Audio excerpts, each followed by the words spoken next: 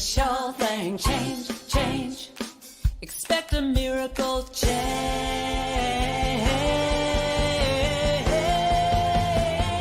Watch me change when you change the way you look at things.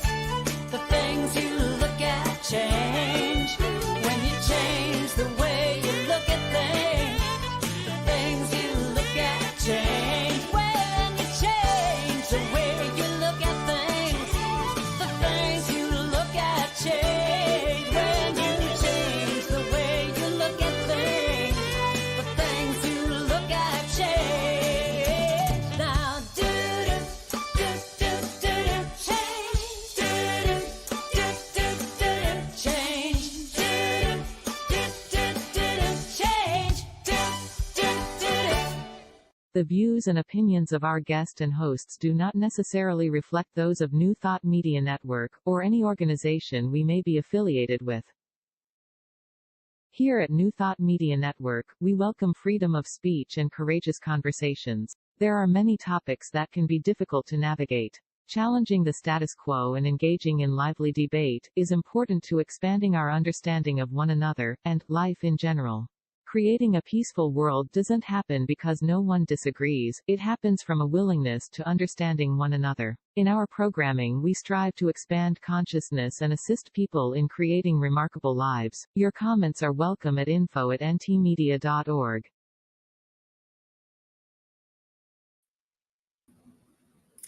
Good morning, good afternoon, good evening, wherever you are coming to us from today, or any other time that you choose to watch our show online. Thank you for being here. My name is Cheryl Rogers, and I co-host the show today with my wonderful Mark Dupuy. Mark Dupuy. I'm coming in from Kitchener. Thank you. And knowing that we have people in different time zones, we want to let you know that we are in Canada, Ontario more specifically. That's where we, Marg and I, are coming to you from. And so we just want to read our land acknowledgement for here. We work, live, and play on the historical and traditional territory of many First Nations. And as we gather on Turtle Island, we as settlers are grateful for the opportunity to meet here. And we thank all the generations of people who have taken care of this land for thousands of years, including the Métis, Inuit, and all other Indigenous peoples. Also acknowledging that as we continue to grow and expand on these lands, there are still unresolved and dangerous inequality and discriminations towards our BIPOC and 2S LGBTQ plus family. By making these acknowledgements, we strive to be allies and take an active part in reconciliation. We recognize our oneness. We realize our history, and we choose to create a new reality. We are one. Miigwech.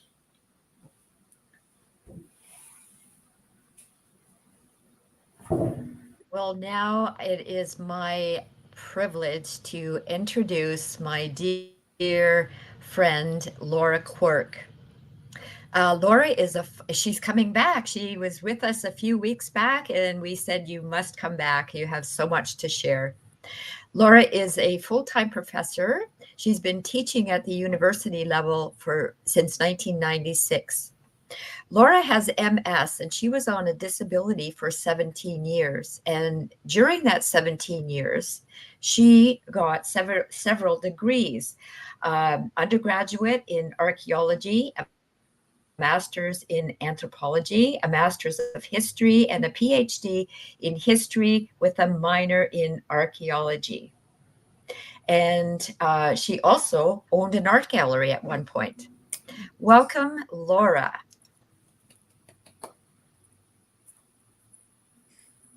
Hi, Laura. There she is. Thank you so much. Boy, when I hear all those things I've done, I think, wow, I must be really tired or something. Wow, thank you so much. Thank you. So, Laura, I'm going to bring forward the Joy Project to Hope our Project. Spirit Cap. The Hope Project. That one. Yeah, the whole project. So the Spirit Cafe is about courageous conversations. And I do know that the Hope Project, it took courage for you to bring it into fruition because you spoke of your life's journey. Now I'm going to sit back and ask you to share what Thank you would you. like on that. Thanks so much, Marg. Yes. Wow. So first of all, I have asthma, so if I'm coughing like right now, my apologies. So, wow, the Hope Project. I know last time I was here, I talked about having MS and doing a new minor at Conestoga College on a disability minor. And I talked about that with such enthusiasm and joy. And it is one of the best teaching experiences I've ever had for a host of reasons. But I want to go back further because what actually started that was the Hope Project. So I know I told you I have multiple sclerosis, and so did my mother. And my mother was somebody I had a really difficult time talking about. So much so that like people would say to me, on a scale of 0 to 10, you talk about your mother 0. Why? You know, and I was just like, I can't talk about her. And I didn't say that so much. I would change the subject, or I'd say, ask me another time. Or I just couldn't talk about her. And I couldn't talk about her because she had MS and she lost her memory. When I was 8 years old, I was taken out of school to look after her. We didn't have such a thing as PSWs back then, I guess. I don't know. And I nursed her and I did the house cleaning and I had to go and get groceries. I remember bringing groceries home on the bus, and they were old paper bags and I couldn't hold them and they would fall and they would break. And one very kind, very, very kind bus driver, I remember one time helped me carry my groceries from the bus to my house. He saw I was crying and he helped me. And, you know, I wish I could thank that man, but I was 8. I was 8 doing those things. And I was looking after my mother. And anyway, she was just horrifying to me. She was. She didn't know who I was. I mean, she would lock my sister and I out of the house and then call the police because she didn't know who we were when we were trying to get in, or I mean, she just didn't know who we were. It was very, very hard. And so when I was told I had MS, I thought, oh my God, I'm going to be just like her. And I mean, it was bad enough, the physical part of her body, but it was the memory issues, I honestly thought as a kid, she was just being mean. I did. I thought she was just mean. I mean, that's how I didn't understand as a kid what was going on. And they didn't tell me for a while what was wrong with her either. And in fact, my father always told me she had schizophrenia. And my father was a psychologist. And so I thought, oh, she's crazy. She's literally crazy. And, you know, that's what it is when you mean, no, please don't hear me that's not what I think about schizophrenia, but that's what I thought as a kid. And as a psychologist, I would hear from him all the time about people were crazy who had schizophrenia. So for me, that's where that comes from as a child. And so when I found out I had MS, I thought, am I going to be crazy? Am I going to have this too? And what happened for me was the first and only time this is true, I became suicidal because I thought, I am not going to do this to the people I love. I am not going to forget who they are and to hurt them and to do weird things. I mean, my mother, like one time people moved in across the street and she took our silverware over there and gave it to them because she didn't trust us. And they, with great embarrassment, gave them back to my father. And I was like, I think this is yours. She was just embarrassing and awful. And I always felt bad as a kid that I thought she was embarrassing and awful, but I did. And my parents split when I was 12 and I lived with my father. And so the other piece of the puzzle is, so my mother was in her apartment by herself and she was driving and she didn't know where she was and she would get lost and she would have accidents and she didn't understand her license was taken from her and. So when I was 16, I actually had her committed because she was a danger to herself, but I had to go through I was 16 when I did that. Like, so for me, yeah. So when I was 23, 3 and they started 22 and they started saying, we think you have MS. I was like, that's who I saw. So I was thinking, this is, I can't do this. And so I remember driving around looking for a place I could crash my car because I thought, I can't do this. I can't do this. I don't know how else to do this. I'm going to crash my car. But I'd think to myself, oh, if I crash on that, embankment, like for a bridge, will I knock down the bridge and kill people? Okay, I can't do that. If I hit this wall, oh, will somebody be on the other side of that wall? Will I kill them? And I was just so dark, though. I just didn't want to be here. And I described it like this. I described it as feeling like I was in this deep, dark hole. So dark that when I looked up, there was no light. Wow. But the thing was, I knew it was there. I just couldn't see it. Now, I realize in hindsight now that the depression I had was episodic, that I have no real understanding of what depression is in other ways, because I know a lot of people don't have that idea that somewhere the light is there like I did. I thought, I don't know why I knew that. I don't know where that came from. But so as I drove around thinking about crashing my car, I remember one day I pulled over and I just thought to myself, Laura Quirk, if you are worried about killing other people, maybe you just want to live. Maybe you just don't know how to live. And so it was sort of from that moment on that I started looking for ways to crawl out of this dark hole towards the light I knew was there. And I worked on that really, really hard. And so this is not going to sound like it's getting a long answer to the short question, Mark, but what happened for me was I did. I crawled out. And I remember thinking, you know what? I need to write about this. Maybe I could help one person by telling them my story. And I thought what I wanted to do was to write a book where I wrote the introduction and the first chapter. And then I got other people I knew to write their stories of hope. And I wanted to put this in a book. So I wrote my chapter about 5 years ago. And okay, I can't share that yet. And then in the last 5 years, I'd read it every now and then, pull it out and think, oh, not yet. Oh, not yet. And in April of last year, I remember pulling it out and reading it going, oh, it doesn't hurt. It's time. And it happens at Conestoga College. I was doing a different project. I mean, as things go with me, I'm doing projects about all kinds of things, and I'm thrilled right down to my socks I get to. And I was doing a different project with open education resources, which are free and on the internet and available. And there's a department at our college in the library doing that. And I always knew I wanted this to be free. I didn't want to make money off this project. I just wanted it to be free. And I always called it the Hope Project.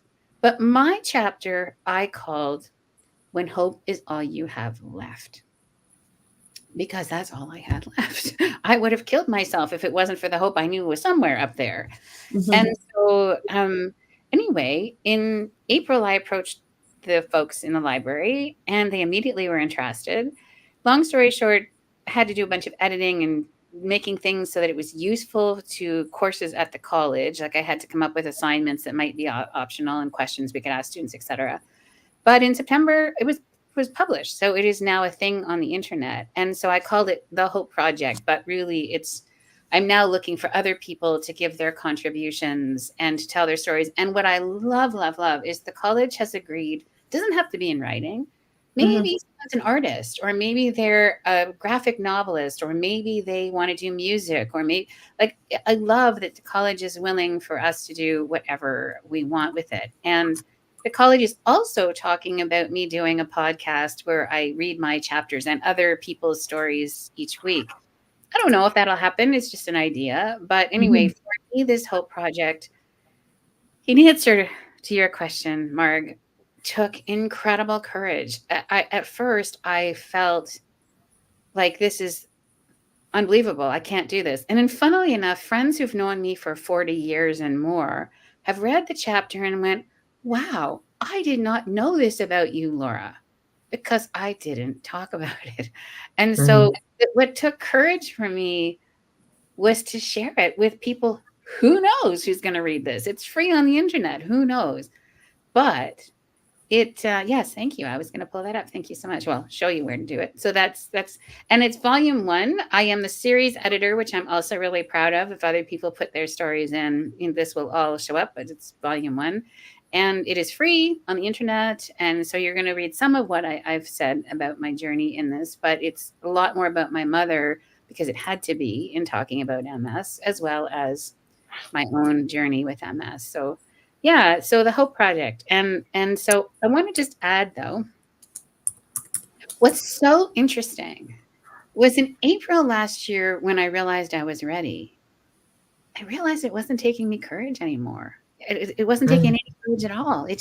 I'm just ready. It is. It's fine.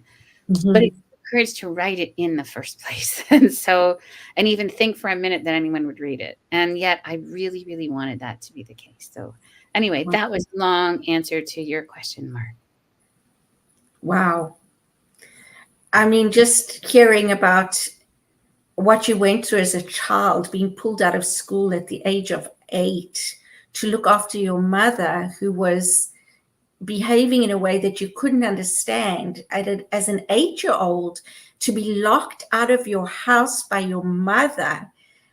I'm listening to all this and I'm like, how does a child even process any of that? Never mind grow up to get to a stage where they know that the light is there, even though they're still in a place of darkness. It's just like, wow, there's obviously something in you that you came here with, that the light within, right? We talk about that. We always talk about God within in New Thought movements. And it's like you just knew that there was that light and that hope. And I just marvel at that, like really fabulous, and that you could do something with it. Well, Cheryl, I want to say to you, first of all, I absolutely believe that for whatever reason, I came into this world equipped. I have no idea why. I have no idea why I handled that as a child as well as I did. Now, I will tell you that how I handled it, though, I saw it as hell on earth, the family I was in, for a host of reasons. My mother was an alcoholic as well, and so was very, very. It's understandable. Yeah, it is. Well, actually, as an adult, I understand it, but as a child, I did not. Yeah. And so, but I remember thinking, I can do anything for a day. I can do this for a day. I can do this today. And then the next day I would think, I can do this for a day. I can do this for one day. I couldn't think really beyond a day each time, but I could do it for a day. And I did it. And then I knew I was going to leave home as soon as I finished high school. And I did. And I never went back. And, but for me, it's not because I'm thinking, woohoo, am I ever good? Wow. I came in equipped, Cheryl. I don't know why. I don't know why. And I'm just grateful for it. So yeah, you're right. For some reason, I knew that. And I suppose the other piece of this puzzle that also got me to come out of that dark place was I didn't know what to do. So I remembered my mother's neurologist's name for some reason. And she'd been in the hospital when I was a child a number of times. But for some reason, I remember, it might be because I made brownies and took him to the hospital and he had some, I don't remember. But anyway, I remembered his name. And so I called him. And I said, hi, you don't know me. My mother had MS. She was your patient. And I'm just afraid I'm going to be like her. And I need to know, can you tell me anything about it? And he said, well, are you an alcoholic? And I said, no. He said, then you'll be fine. She pickled her brain and that was it. And he almost hung up. And I was just like, oh, but I'm not an alcoholic. So yay, okay, maybe I'll be all right. And so it was an oddly freeing, although abrupt and weird conversation. It was oddly freeing because I thought, right. I mean, I had the same first symptoms that my mother did. I was blind in this eye. I had a left leg problem. So did she, in that order. And so I kept saying to myself, oh my God, I'm a genetic repeat. Yeah. But then I went, no, I'm not. I'm not an alcoholic. There you go. I'm not. And so as long as I'm never that, I'm okay. So anyway, I think you're right, though, in response to what you said. I just came in equipped. I don't know what else to say. That's wonderful. And yeah, isn't that interesting? We just need to hear one thing from somebody else to release us, to release ourselves, because we're the ones that are doing all this thinking from that thought that I'm just like my mother, or But the other thing that also what part of your story was when you realize that if you're worried about killing somebody else, maybe this is a means something different. It means that you want to live. And I'm just like, and you were 22, I think you said. 23, I think, at that time. Yeah. 23. Again, like these moments, these are pivotal moments and so rich. And I'm so grateful that you get to share them. And really what that does for me is it gives me hope that somebody else will hear it and give them hope. And this was exactly why I did this, Cheryl. And I kept thinking to myself, if I could help one person, just one, that my story was worth it. My journey was worth it. I mean, it was worth it to me, but I kept saying to myself, like, I would not be the person I am today if I hadn't been through all these bizarre experiences. And I'm not sorry. Yeah. I mean, it would be nice if I didn't have MS and other things, but I'm not sorry for the journey I'm on. And it's just so important for me to say, and if it helps one other person, yay, okay. And so long story short, I hope that that's what comes from the Hope Project. I really do. Yeah, wonderful. What stood out, one of the things that stood out that you said, Laura, was I can do this for a day. Segue into spirituality or whatever. That's, the reminder that this is what we have, Right. This moment, this day, and tomorrow will unravel as it will. But what you have is this moment, this day. So thank you for that reminder. By speaking up and out, do you think you are not only educating people, but validating and maybe being an advocate for others? Yes, I hope so. I really do. It's funny, if I can just return to what you just said about doing anything for a day. What's interesting to me about all that I've been through, nearly dying twice from MS and having other things that have gone on, every day I'm glad I'm here. And it's the first thing I think every morning. And I think I said this last time, the first thing I think every morning is I'm still here. And I am keenly aware of how wonderful every day is. So I think, like I just live for this day. I've never been a dreamer. I mean, I think about ideas about things I have, but I'm just living today, right this minute, right now. That's all I have. And I think I'm going to live a richer, fuller life than most people, knowing my own mortality. And it has really made a difference to that. And then answering your question, Mark, is I think the students I have will often say to me that I inspire them to want to live, happier, better, brighter. They have forever said to me, since I've been in a position of teaching, that I'm so positive and I'm so excited about things, and it makes them feel that way. And now that I'm doing this disability minor course, the Why Normal Sucks, for those who missed last one, it's sucks, SUCKS, Why Normal Sucks is the name of the course. I find it's like I'm just touching something so rich and deep in my students. They want to know that normal sucks, that they want to know they're okay and normal. And I'm saying, look, you can be an advocate. You can fight for what you think is important. And in fact, their assignment they have for me right now is looking at websites on topics they're interested in to try to figure out how to advocate into who they're supporting and why. And again, part of the journey, understanding that. So yeah, if I can inspire anybody in those regards, that is deeply what I hope I can do as a professor. I mean, it doesn't matter what information I can stick in their heads. What matters is what they understand, and it matters what they take in what they experience. feel, right? Yes, I mean, that's what matters. And indeed, students often tell me that the assignments I have make them think and apply the knowledge, and they feel like I don't examine, but I don't care what you can memorize. I don't care about that at all. I care about what you understand. And so they tell me all the time that they feel, I don't know why my dog is barking. My apologies. Okay. But yeah, I think about that all the time. Like, how can I help you apply and understand this deeply? Who cares what you can memorize? I know you can memorize. You got this far. What I do care about is what you understand. And so, just Joy. Her name is Joy. Your dog's barking because it's excited, like I am, to hear that. Because I really, testing me on memory, I'm gonna fail. Right? Rather test me on what I understand or what I feel I know or can connect with or relate to, right? So that's why the dog barked. It felt my energy. I was like, yes. Maybe she did. She certainly is joyful. Her name is Joy. Maybe that's what it was. Yeah.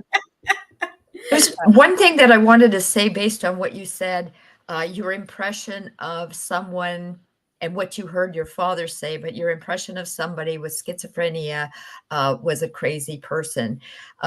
So as an adult, being your very close friend and having a challenge with depression and my experience of your support with me, I never felt like I was crazy, just being with a friend who loved me and felt very supported by me, by you. Yeah. Always there. It's not even in my thinking. I'm not like it's not in my head to think, well, my friend is out of her mind. It's just that I saw my mother be that way, right? So when he applied the term schizophrenia, I thought, well, that must be what schizophrenia is because she is out of her mind. I mean, the stuff he would do was crazy. Like literally going across the street and giving perfect strangers our silverware, literally our silverware. And but it was so many things. She disappeared for a while. We had to go, we put out missing persons for her, and she just jumped on a plane and went to Florida. I don't know why, and I mean, it's just, but yeah. And she would have police come to take me out of class at school because I'd run away. I was just at school. Like, I mean, talk about embarrassing. She did stuff that was just embarrassing. So, but Mark, dear, my friend, I just love you for who you are, whatever that means. And that's just how it is. We're going to break. Most days. We're going to break in a couple of minutes. But before we do, I just want to go back to, you said something about, the course that you're doing and how meaningful it is to your students. And remind me what it's called. Why normal sucks. Why normal sucks, and how they relate and how it's connecting them. And for me, that's a microcosm of the macrocosm. I think you've touched on a point that is obviously something that I think more of us need to hear and be able to talk about.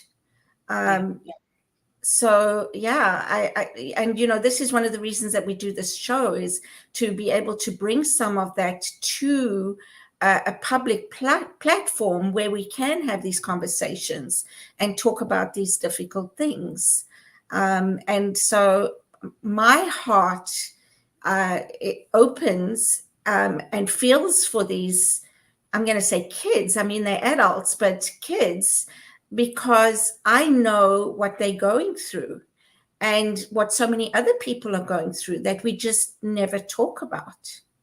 That's right. So I think on that note, let us take a quick 2-minute break, and we can come back and start talking about what we don't talk about. And so don't go away. This is a 2-minute break. We just going to go and get a coffee or a glass of water or some tea, or just sit and enjoy the wonderful music and graphics that New Thought Media Network have put together. And we'll see you shortly.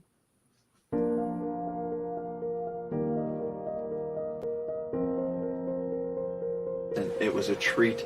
It was a bonding. It was a celebration of men. It was a celebration of men who want to deepen in their spiritual awareness of one another, of themselves. Welcome. We are a brotherhood of spiritually minded and open-hearted positive men. We invite you to join us.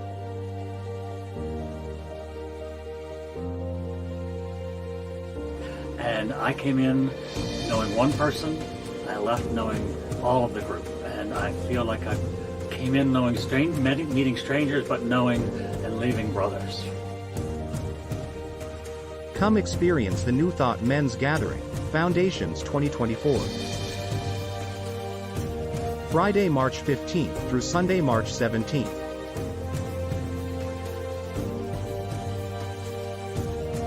With Reverend Robert Brzezinski, Reverend Patrick Creelman, Reverend Eamon Duffy, and special guest musician Jamie Lula. In Vernonia, Oregon, at Camp Cedar Ridge.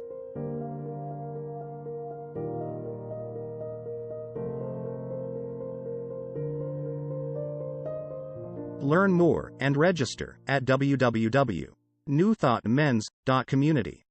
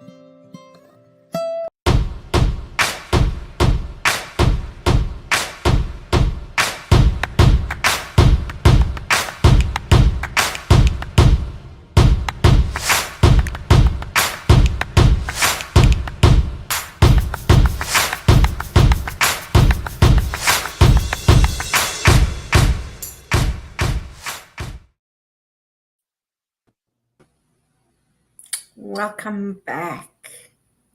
So before we left, we touched on the things that we don't talk about that I think people are crying out inside to talk about. And I'll say for myself, I feel that at times that the things that I want to talk about, and I feel too vulnerable. I feel I'll be judged. I'll be criticized. Sometimes I'll be in a group where, well, this is not about me, so I'm not going to share that here.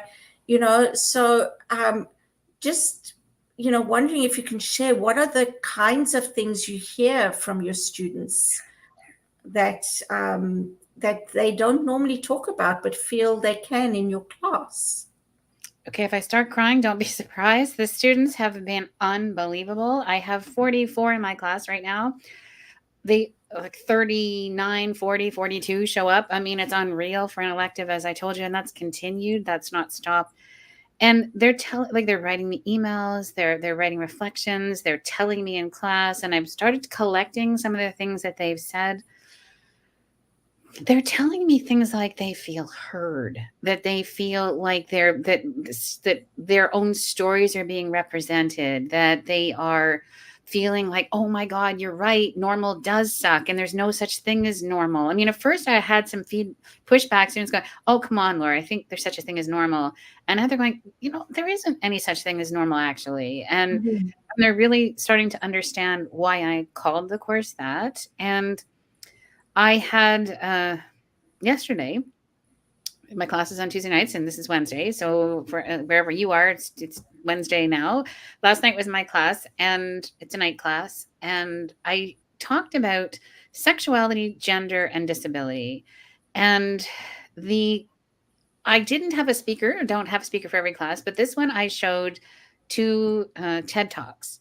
And one of the TED Talks was about somebody who is intersex. And if you're not familiar with what intersex means, it's a person who has the biology of both men and women. So they might have a penis and a vagina. They might have testes and a vagina. They might have hormones that are more like, instead of being, we have XY hormones, they might have XYY hormones. They might have extra. They might have extra testosterone.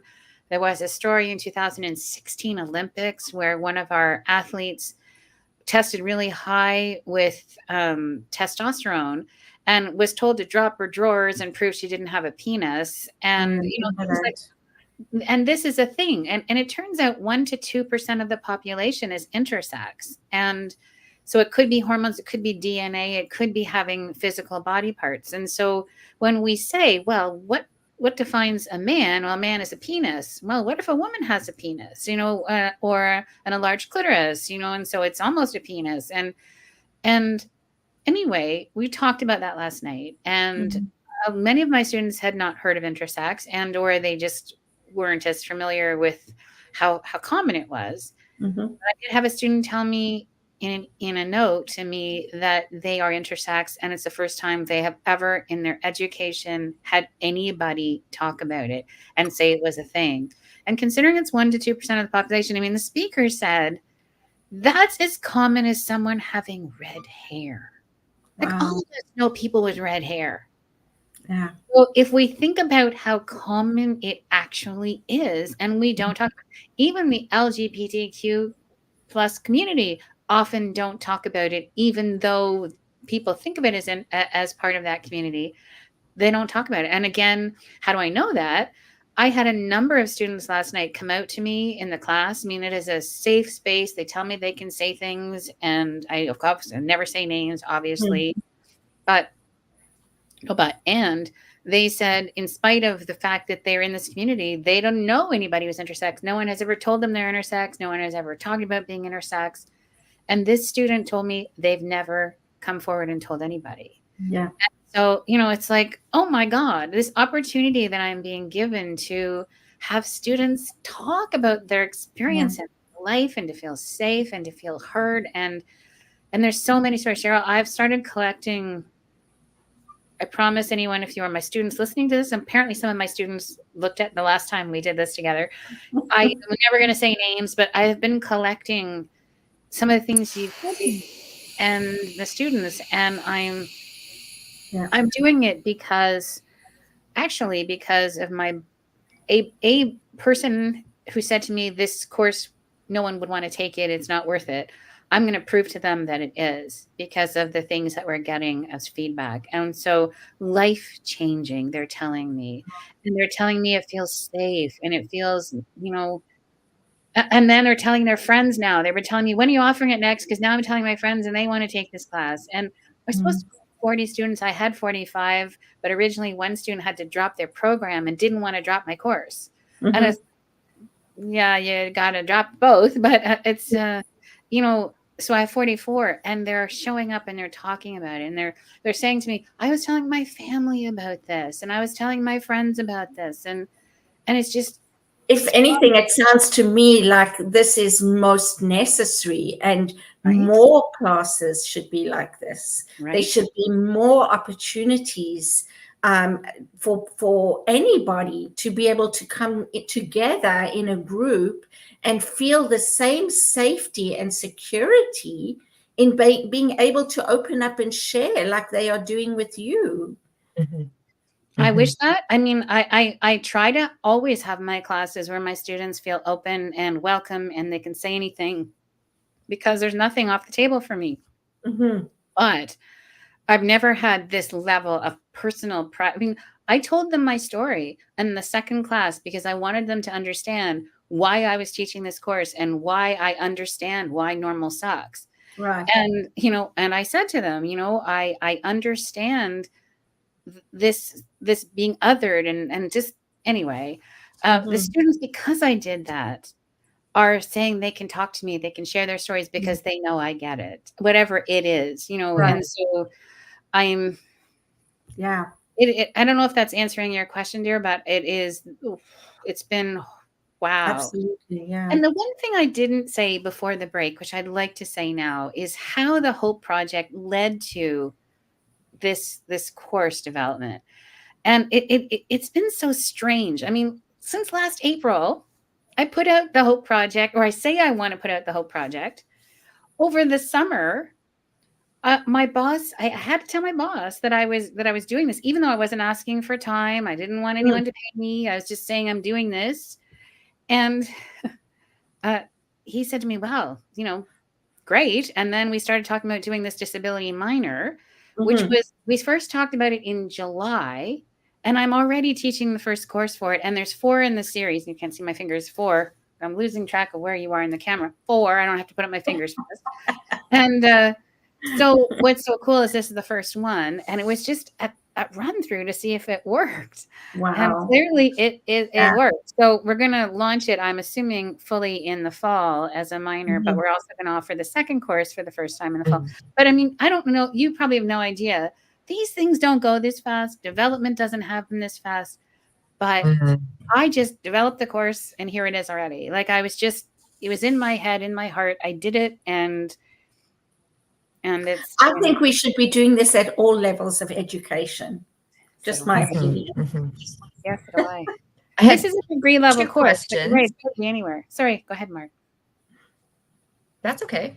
I have 2 questions, and perhaps you won't even have an answer, but it's, things going around in my mind.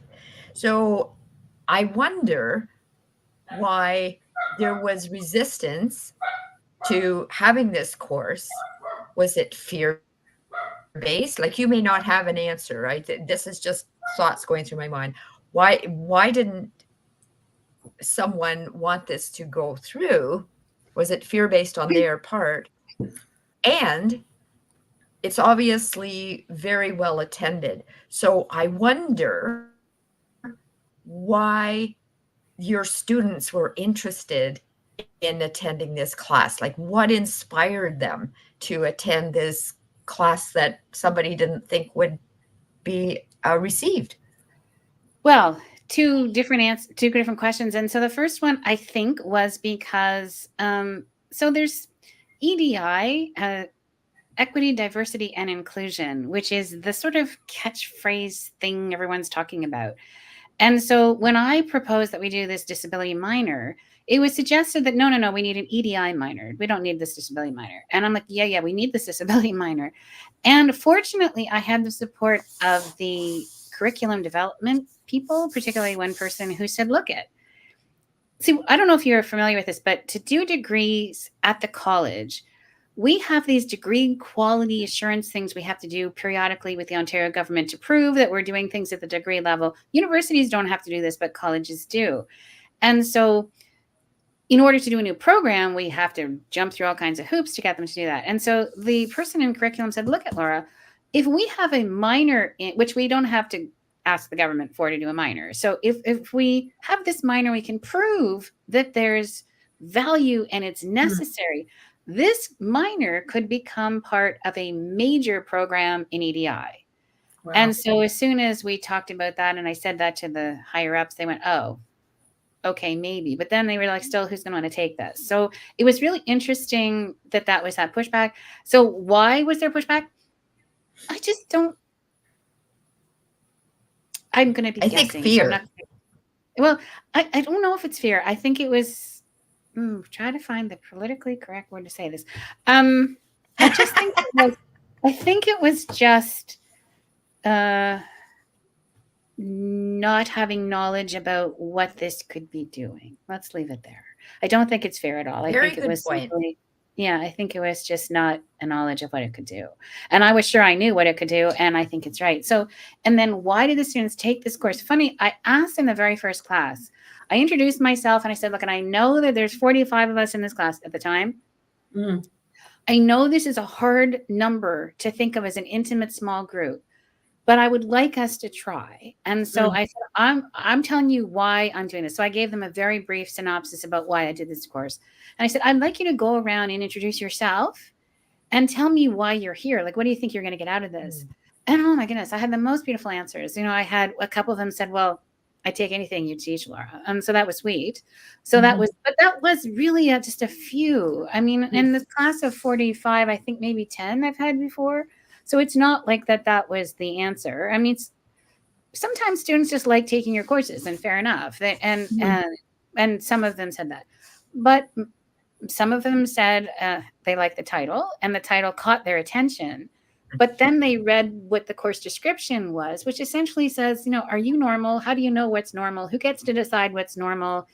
And I say, in this class, we're going to unpack what is normal and discover that everyone has value. Everyone is important. And, essentially it says, this is what we're going to figure out, is that there's no such thing as normal, and that everybody is worthy.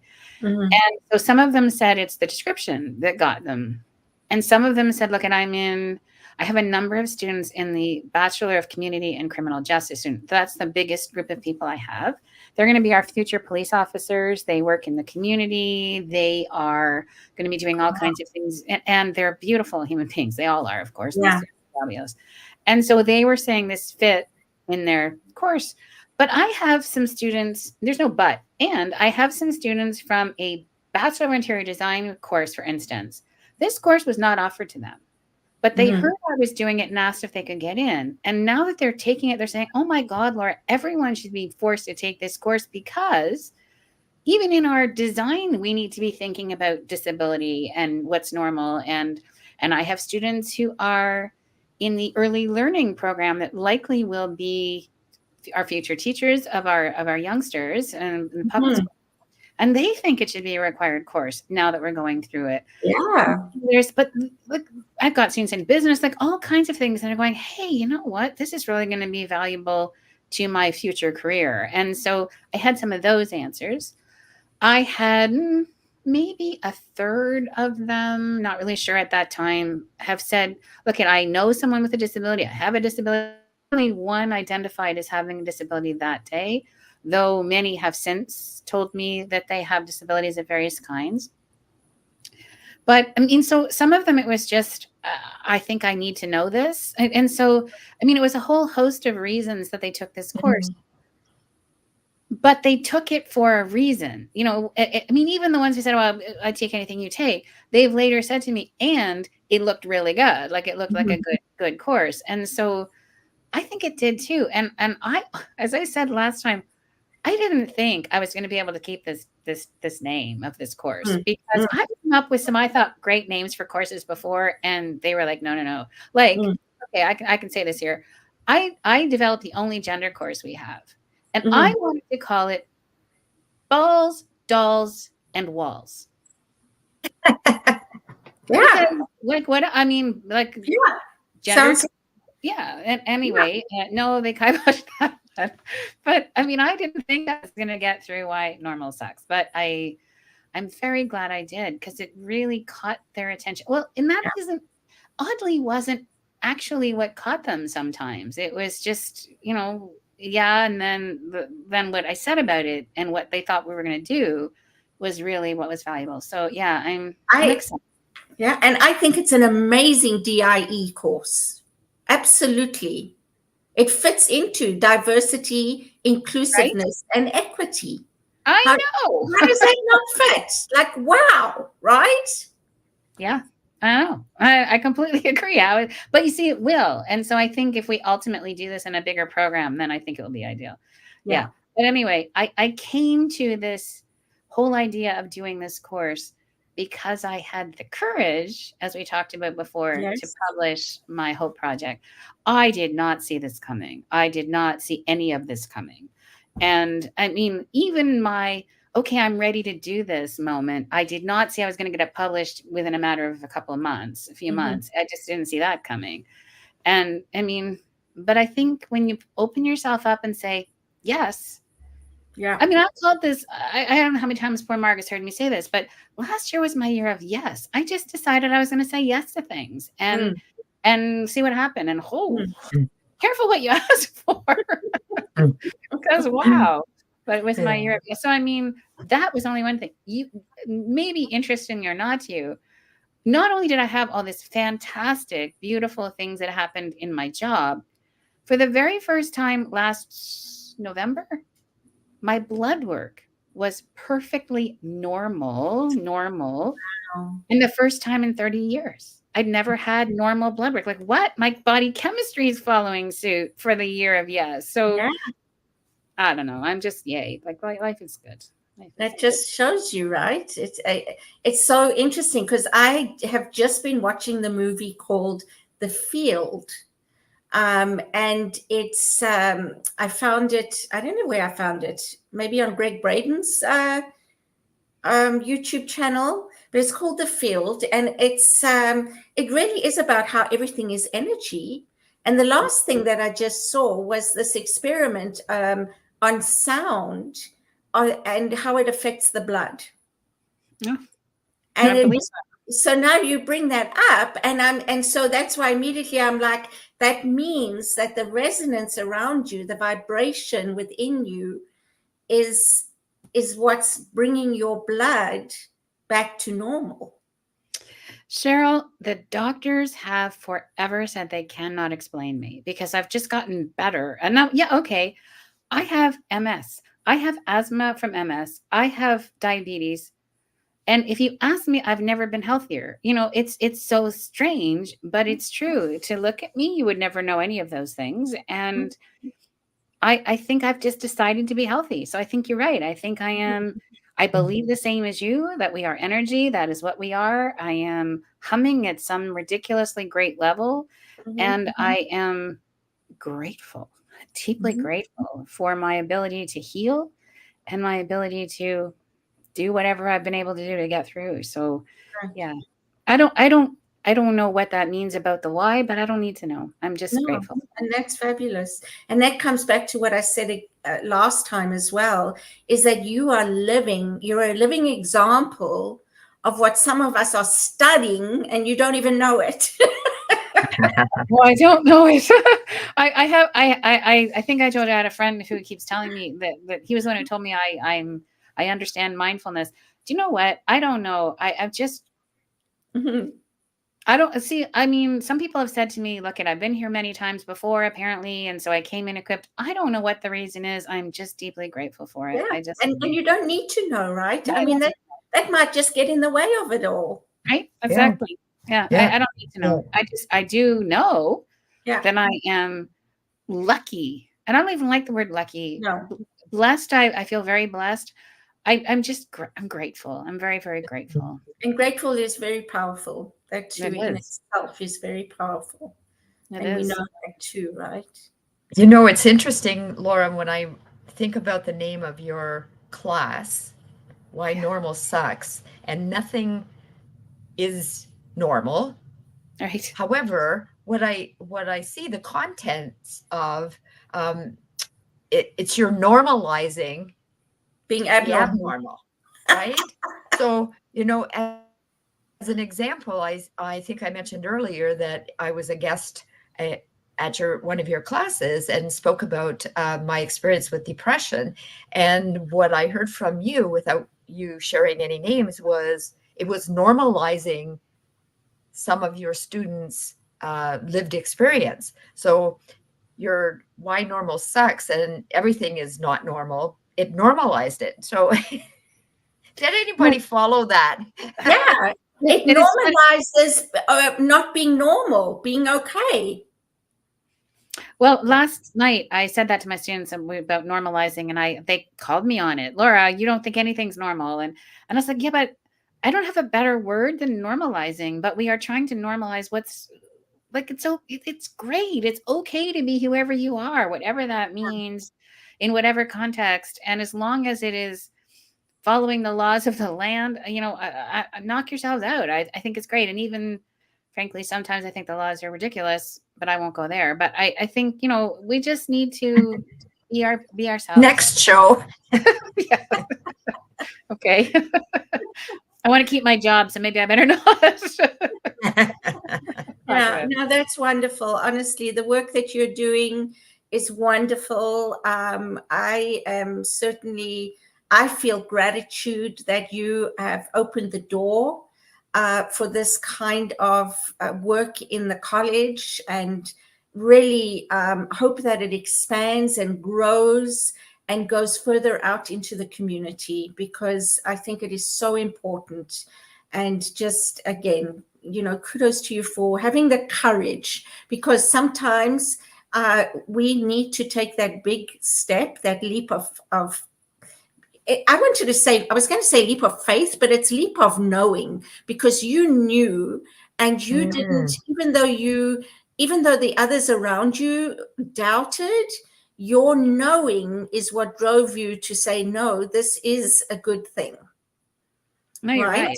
Yeah, you're absolutely right. And I'm pretty strong. I if I think something and I just, it's not like I want to railroad anybody else, but if I think something, I'm going to fight for it. And this was something I thought was worth fighting for. Absolutely. And I do. I mean, it is not just me. I mean, the wonderful thing is I've had support from people at the college. I'm working with some wonderful people to develop these courses that we're doing for the students, and the students are just so wonderful. I mean, they've always been wonderful. I love my job.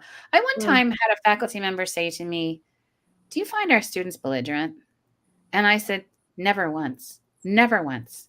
Yeah. And so, it's just, are you belligerent is what I wanted to say. But I think our students are respectful and wonderful and thoughtful and lovely. And I am just deeply grateful that I'm having this opportunity, deeply. And right person at the right time.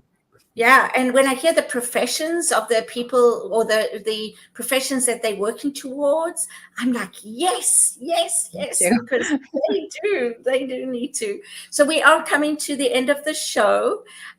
So Laura, what if there was one thing you wanted people to take away from today's show, what would that be? Well, if we're looking at the Hope Project as our basis of which we're talking about today, I suppose what I would want to say is that I hope that you have hope at your darkest place, and that no matter how dark you go, that there is light up there, even if you can't see it. And I do understand that that's impossibly hard for people to understand in the deepest, darkest place. Believe me, I do. But it is there. If you can just be patient and wait, if you just look for it, it will come. That's what I would say. Beautiful. Thank you. Marg. I will echo what Laura said. No, there is hope. Hold on to it. And don't be afraid of the question. Laura had the question, can I do it? Should I do it? And yes, I'm going to do it. So live your faith, I guess. Yeah. I think that's the word you use, Cheryl, faith, right? Yeah, and one of the things that I'm going to encourage people to do is, because I do believe that, life is an ebb and flow. And so we do go up and down. And when we're in that down place, just to remember the wise words of Laura Quirk, I can do this for a day. That's all I need to do is do this for a day. And that leads to hope, right? I can do this for a day, and we'll see what tomorrow brings. So thank you, everybody, for being here. Thank you for watching. Please like, follow, and share. And thank you to New Thought Media Network for hosting this show. I don't know if anybody knows, but we volunteer. New Thought Media Network doesn't charge us. So please feel free, if you feel called, to make a donation to New Thought Media Network. And we hope to see you next week. And Laura, I'm sure we will have you again. Yeah. So thanks so much. It's been and love to Barbara. Wonderful. Yes, Barbara love to Barbara. Oh, and one more thing. Happy Valentine's Day. Happy Valentine's Day. Bye, everyone. Thank you. Bye. Bye. Please help us say thank you to our organizational sponsors, including the Hepperlin Foundation, Affiliated New Thought Network, International New Thought Alliance, Science of Mind Archives and Library Foundation, Center for Spiritual Living Denver, Center for Spiritual Living Midtown, New Thought Philadelphia, Planned Happiness Institute, Summit Center for Spiritual Living, One Heart Retreats, Center for Spiritual Living on the Lake, Unity Spiritual Center, Kitchener. Om Center for Spiritual Living, La Mesa. Satya Center. Center for Spiritual Living, North Jersey. Unity of Savannah. And Center for Spiritual Living, Seattle. As well as all of our individual donors. Thank you for making New Thought Media Network a place to be. Please come be you. And remember, like, share, and subscribe. New Thought Media Network. Positively inspiring.